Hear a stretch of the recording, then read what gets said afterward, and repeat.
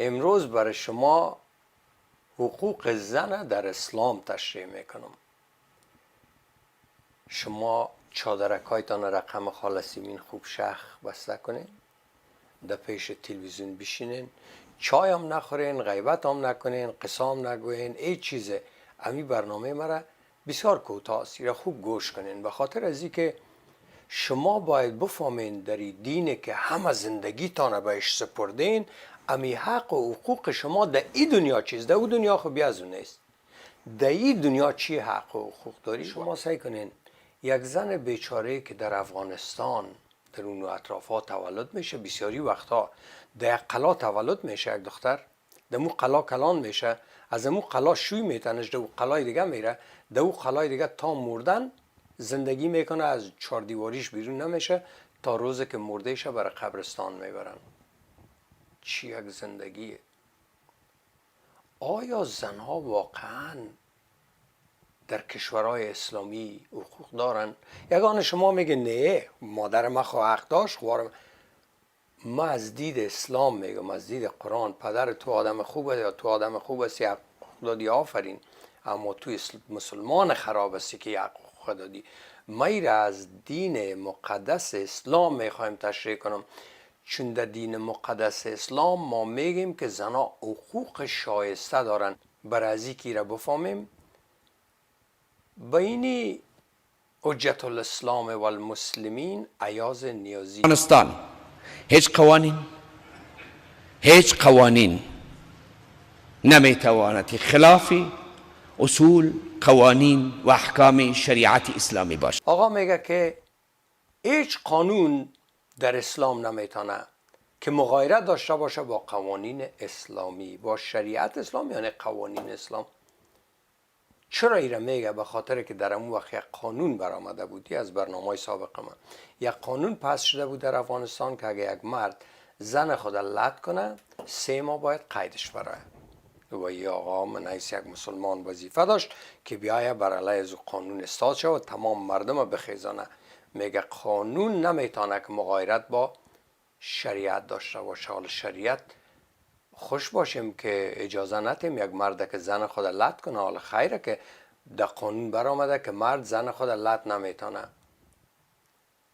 اما این میگه نه و سعی کنین گپ شه. در قانون منع خشونت صراحتا آمده است که اگر زن موردی لط و کوب قرار بگیرد که حتی معلولیت و معیوبیت به بار نآورد، شوهر 3 ماه باید محکوم به حبس شود. در قانون منع خشونت آمده که مرد زن خود نمیتونه لط کنه، اگر کت 3 ماه بندی میشه. وام که حتی نگفته که اگر پایش شکستان یا دستش تنها که لط هم کدی یک سیلیام زدی تو را میبره بندی میکنه. ای چی رقم یک قانون ظالم است؟ تو خو حق مرد دیجا تباه کدی. باز اینال امی قانونه، امی که قانون مدنی است که باید باشه، ایره مقایسه میکنه با قوانین اسلام در مورد زن.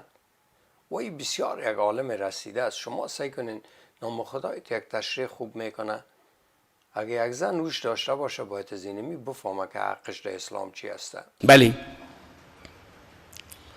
اسلام بهترین نظام خانواده را قسم به ذات خدا بهترین نظام خانواده را وضع کرده است. میگه قسم میخورم که اسلام بهترین نظام خانواده را وضع کرده است.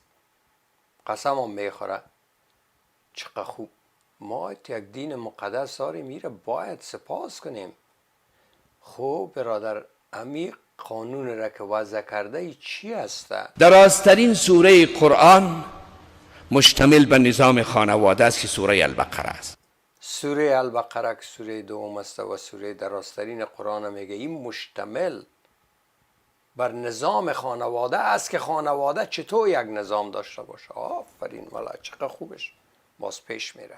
در سوره مبارکه النساء که پیرامون حقوق زنها بحث شده است، زنی که از میراث محروم بود، از شفقت محروم بود، از مهربانی محروم بود، از حیات محروم بود، از همه چیز محروم بود، الله جل ذکره برای زنان در این سوره مبارکه حقوقشان، احترامشان جایگاهشان تعیین شده است. در اسلام نظر به گپای خدا که خدا خودش گفته که زن اینی جایگاهش است، در سوره نساء تمام از این چیزها گفته شده. و برادر در اسلام است زنا شما بسیار حق و حقوق دارین. خود خدا خوب، بسیار خوب. امی حق و حقوق چی هستند؟ و عاشروهن بالمعروف، نص قرآن است. با خانم‌هایتان برخوردی خوب داشته باشید. با خانم‌هایتان رفتار خوب داشته باشید. واه تشکر خدایا که برای خانم‌ها توی قدر حق و حقوق دادی.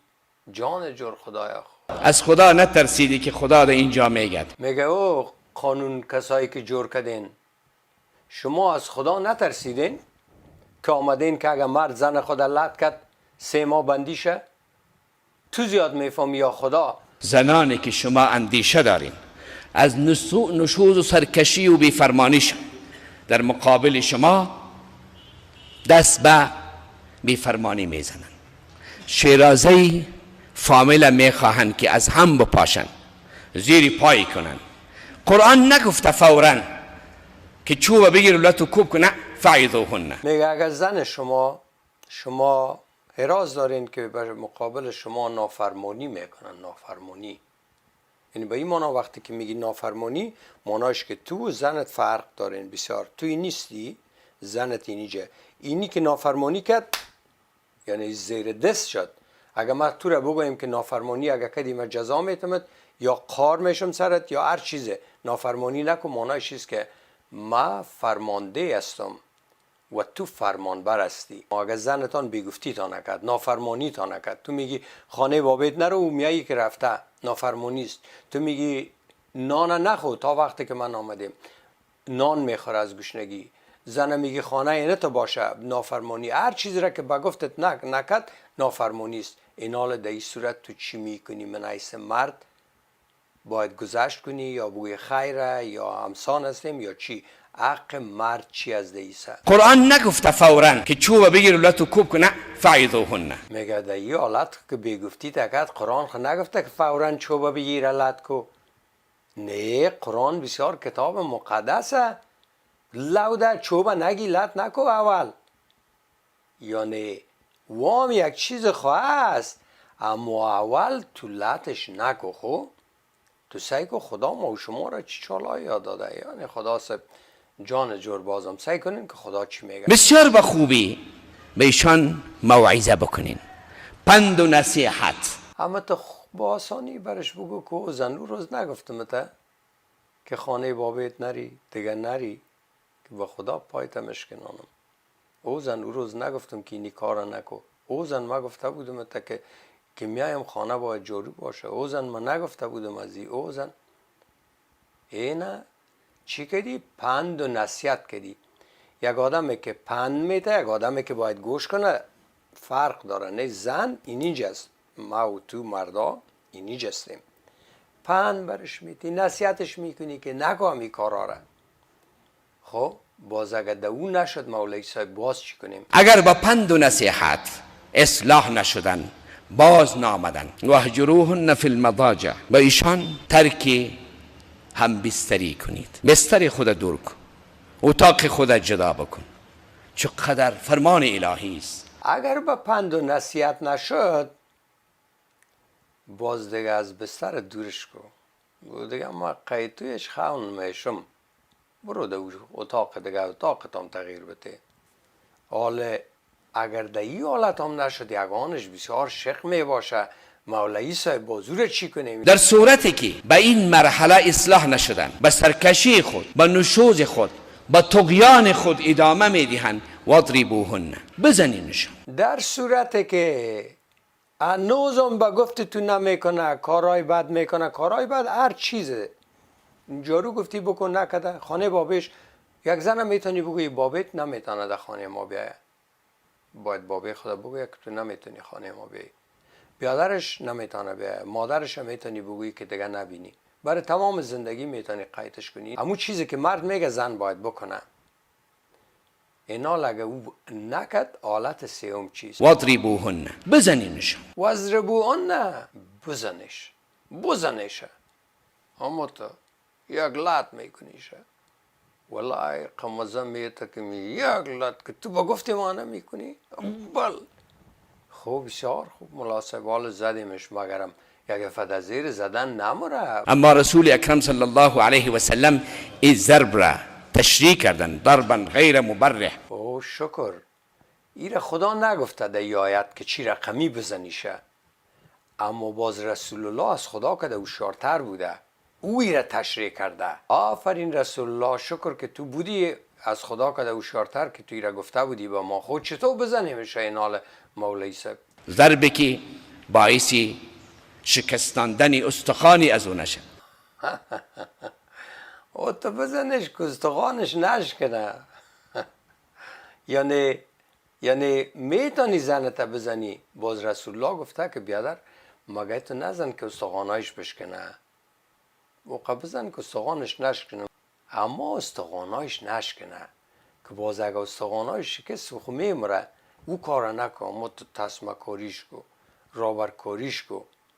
میبینین که شما که اسلام چقدر حق و حقوق به زنا داده. خانما این حال حق و حقوق تو در اسلام چیست؟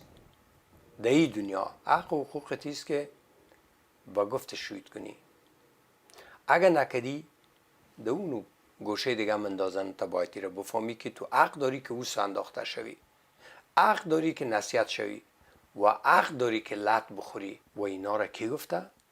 کی گفته؟ خدا گفته.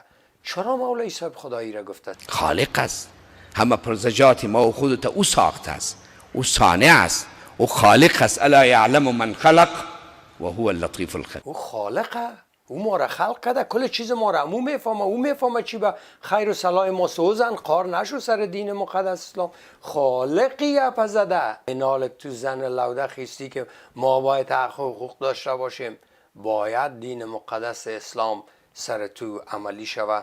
تو باید لط بخوری، باید جزا ببینی، باید کشته شوی، به خاطر که در اسلام بر زن حق و حقوق در این دنیا نیست و در او دنیا خو معلوم دار نیست.